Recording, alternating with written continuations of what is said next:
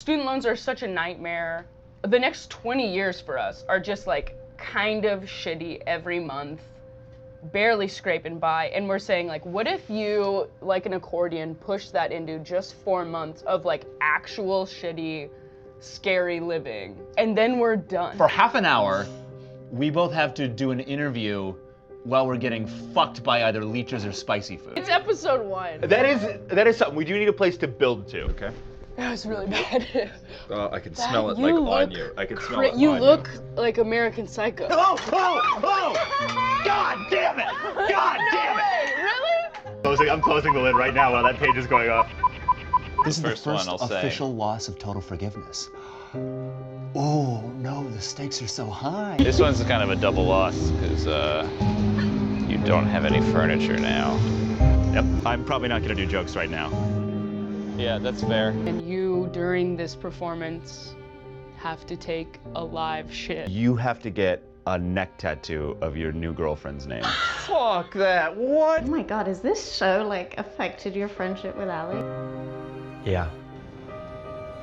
I am done for the day, okay? Am I good? Yeah. All right. Yep.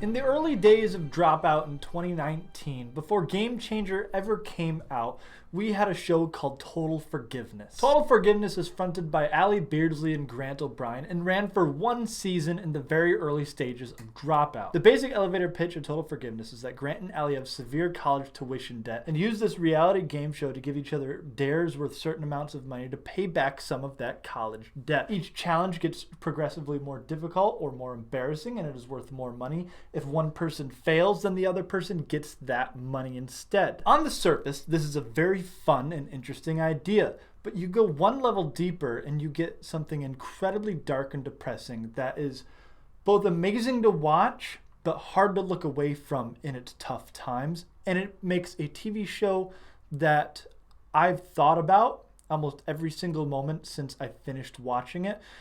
And when they went into making this TV show, they did not expect to get the outcome that they did, but made amazing TV while they did it. This is a dive into the downward slide that was Total Forgiveness.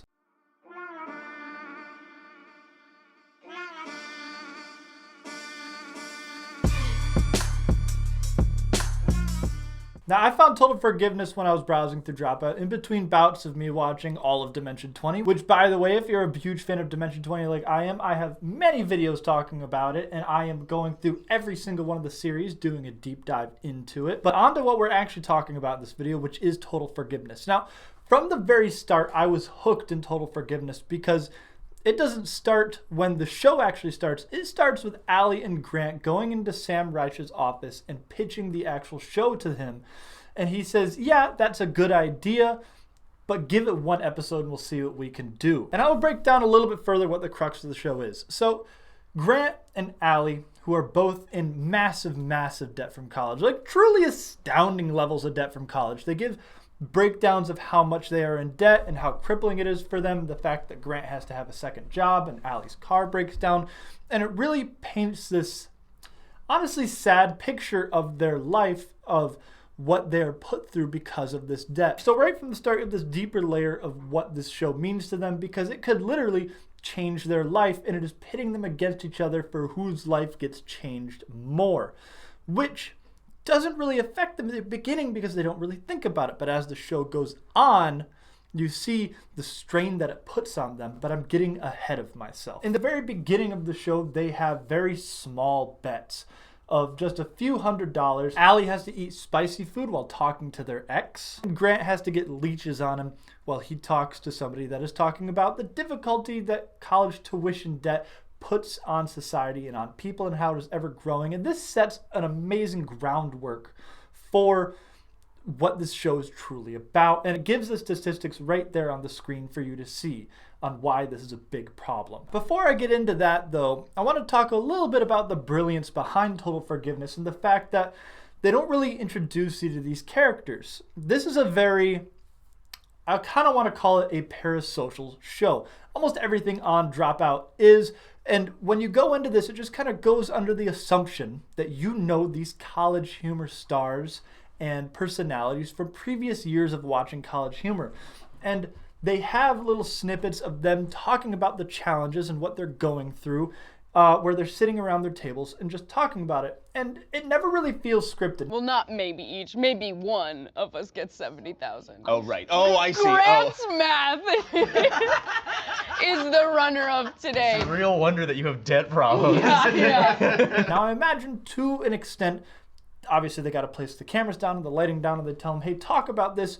But these are improvisational comedians, and they're all friends. So I imagine these are, just amped up versions of what their actual conversations would be like.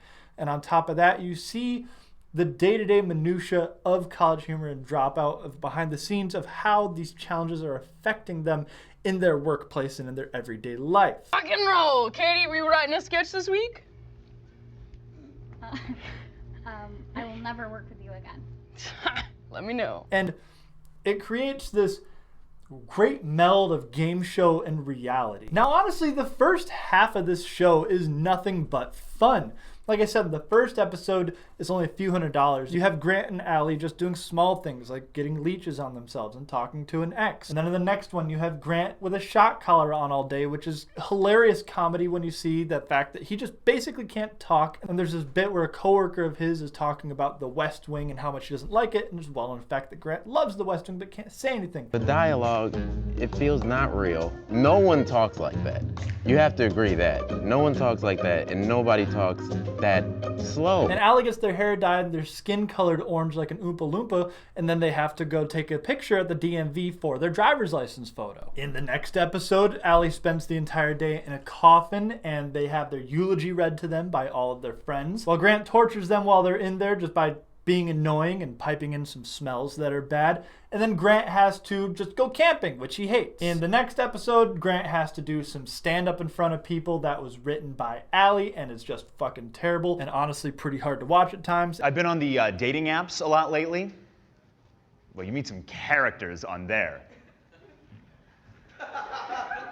No, it's all love. And Allie has to read their diaries from when they were a teenager and discovering that they were queer in front of a live audience. The next episode after that, Allie has to do the national anthem in front of a minor league crowd, and they actually don't know the words to the national anthem and fuck it up a bunch. And Grant has to spend a weekend locked into his apartment with his huge family. And then the next episode is where it kind of flips. I breezed through all those episodes because those were the fun, lighthearted ones that was nothing but laughs and gaffes and enjoying yourself and thinking, holy crap, this is one of the funniest shows, kind of like Jackass, that I've ever seen. But in this next episode comes the very first failure. In all of those, they all succeeded. They were making money at the same rate. Allie and Grant had the same amount of money. And this episode is the first time that Allie fails. Grant has to give himself a shot, which he succeeds in, and his challenge that he gives for Allie is that they have to have a snake put in their bed at night when they are not expecting it. And Allie fails this because Allie is petrified of snakes. Hello. Fuck you! Oh, this is wonderful. So, I've actually brought the film crew. And you can kind of see that this is the turning point of the series. Because in the very next episode, Allie gives Grant a challenge that has received a lot of controversy over the years when people watch this by saying that they gave Grant an unwinnable challenge. Allie has to show up drunk every single day for work for a week. Grant has to get an erection in a controlled setting with no stimulation. And in fact, Allie spends a lot of time trying to de-stimulate him. So it is not just a challenge that they have to do that is embarrassing. It is a challenge that he has to do that has a win condition, and he fails. The episode after that, Grant amps it up and tries to get Allie out by having them pitch an MLM to the roommates that they don't know very well, and Grant feeds everything into their ear that they have to say. It is very embarrassing. It goes on for a long time. It was very cringeworthy. I could hardly watch this. Say any sentence you want to right now, but you have to say Ordiway 6 times in it. You know, this coffee came out kind of gross. Oh, did it? Yeah, Oh, no. herbal way. That's one. Herbal Way, Herbal Way, Herbal Way. You know? No, I put some Herbal Way in it. Reacted weird with the coffee. You need one more? Yeah, I don't want to force Herbal Way on you guys. I just you gotta get people's consent before you slip them Mickeys. But once again, Allie gives Grant a challenge that has a win condition that a lot of people have said was unwinnable. Grant has to take all of his possessions to a flea market and sell them and make at least $1,000 for him to win this challenge. Not only is he losing all of these things, but then he has to spend this money that he might make buying all those things. But Grant fails, and he only makes like $600 at this flea market. So not only does Allie get the money that was for Grant in this, winning this challenge, 2 challenges in a row that Grant has failed, but now Grant is without all of his possessions. And in the 9th episode, Grant amps it up to a point because it is obvious that he is angry and sad and in a dark place, and they are talking about how their friendship is on the rocks in the behind the scenes, and tells Allie that they have to get a neck tattoo of the girl that they have just started dating. And Allie tells Grant that he has to do performance art where he poops in front of a whole bunch of strangers surrounded by them in a studio. No, that's crazy. Don't do it. Just say no to the challenge? Now, believe it or not, both of them achieve this. Allie gets the tattoo of their girlfriend on their neck. Grant poops in front of all of these people. But at this point in the show, it has taken an extraordinarily dark turn. Now, why has it taken a dark turn? It has taken a dark turn not just because of the money aspect, but that is a big deal. We've talked about how this money is life-changing for both of them. They both need this money. And in the past couple episodes, Allie basically took this money from Grant. Now, there's been a lot of controversy. I don't know if I agree or I disagree that they gave him unwinnable scenarios with the flea market and with the boner challenge. But either way, Grant lost this money, and all he's talking about is he wants to get out from underneath his debt. He wants to get a better apartment. He wants to be able to quit his second job, even though he works in entertainment, probably making decent money. The reason that this has become so dark is because Allie seems to be enjoying a lot of these punishments, while Grant is just having his life ruined. In the past 2 episodes, he lost all of his possessions while not getting any money. And then he had to poop in front of a whole bunch of strangers, which he has admitted is a huge phobia of his, and he goes to another level in order to do this. But it is not even that they are both struggling the same way. Every challenge that he gives to Allie, they seem to enjoy. When Allie gets basically painted like an Oompa Loompa and gets their hair dyed green, they pull off the green hair and they rock it for years on end and end up loving it. And everybody's like, holy crap, Allie, you look great with that hair. When they get forced in a coffin for a day, they talk about how it's actually very meditative and spiritual, and they ended up learning a lot about themselves and meditate on a daily basis after that now. Hang on, what was the good part? It was so dark that you kind of lose track of directions. So you kind of feel like you're floating in space. It was crazy. It's like a sensory deprivation. Yeah, it was thing. just People like pay a for sensory. that Yeah, shit, yeah. right? When Grant had to go up and do a whole bunch of stand-up in front of what he found out was actual fans of his that didn't know this was a bit, and Allie had to read out of their diary of when they were realizing that they were queer in a religious environment as a teenager, they actually found that very rewarding as well, and they got to help a lot of other people that were in similar situations, and it was a very defining moment for them. Something that actually was good for them in a sense. And then at the end, when Grant was giving them something that he thought was absolutely impossible, getting a neck tattoo of your short-term girlfriend on your neck, Allie was like, fuck yeah, I'll do that. That's awesome. And then when they got it, everybody was like, man, you're a badass. That's so cool. Sam Reich, their boss, even was like, you will be a legend if you do this. I admit that it is kind of the stuff of legends for you to do it. Cool. So every step of the way, while Grant's life is getting ruined, and he is also losing money, and even when he does get money, he is doing something that is emotionally or physically draining of him and embarrassing and mortifying. Allie is just getting these life experiences that seem to be bettering them. And you see this dark place that it takes Grant. And when you go behind the scenes, they talk about how they're no longer saying good morning, adding the money into their friendship, because Allie giving Grant these things is not only difficult for him and using their relationship to make difficult challenges against each other, Grant isn't even getting the money.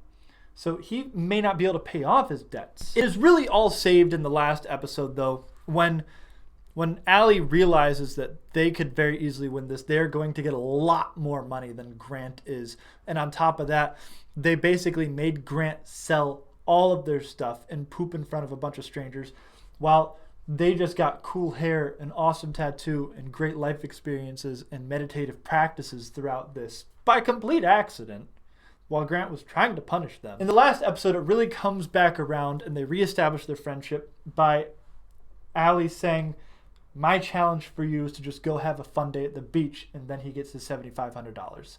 And Grant inviting Allie to a bar and was like, my challenge for you is to have these 3 drinks with me. And Allie dumps out the 3rd drink, and they make up their friendship. Drink this, then you have 38, I have 31, that's fucking fine. You have to replace all the furniture in your house.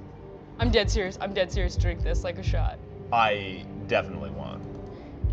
I dare you. I triple dare you. No. No!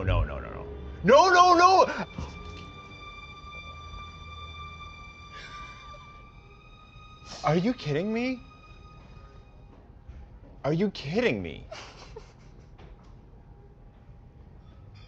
Does that mean Allie loses? Yep. I love you so much. I love you so much. Gay power. Gay power. This is going to change my life. Yeah. I'm incredibly lucky to have had this opportunity and to know you. What the fuck? Grant, Aww. It's truly a beautiful ending to this show, and I'll probably go back and watch it again just to kind of see this dark descent that this comedy series has again. And throughout the show, in the very first few episodes, I was wondering, why doesn't this have a second season? This is an amazing show. Dimension 20 has like 16 seasons. Actually keeps getting more seasons. Game Changer keeps getting more seasons. And if anything, this is like a prerequisite for some of the things that you see in Game Changer before they knew that Allie will just do anything for any amount of money. Like, we know that now because of Game Changer, but we didn't know that then. And it is because throughout this show, these people's friendship was almost destroyed. It was destroyed for a little while. They talked about how their friendship was in shambles until the last episode, where they decided that they can't really finish out this show how it was meant to be finished out. So they can't do more seasons of this. No matter how amazing it is, they can't do more seasons of this because it is truly wrecking. It is a phenomenal show, though. It is a great experiment. It is a wild ride. It is hilarious for 2/3 of it, and then a train wreck that you cannot look away from for the last third of it. And I'm not even talking about the fact that I physically could not watch Allie singing the national anthem, or Grant doing stand-up, or Allie doing MLMs for their roommates. Couldn't watch those. Gonna be honest, could not watch those. Tried many times, just could not. But this is such a crazy social experiment of a show that I'm glad at least exists. But thank you for watching. Make sure to like, comment, subscribe. Check out my other videos.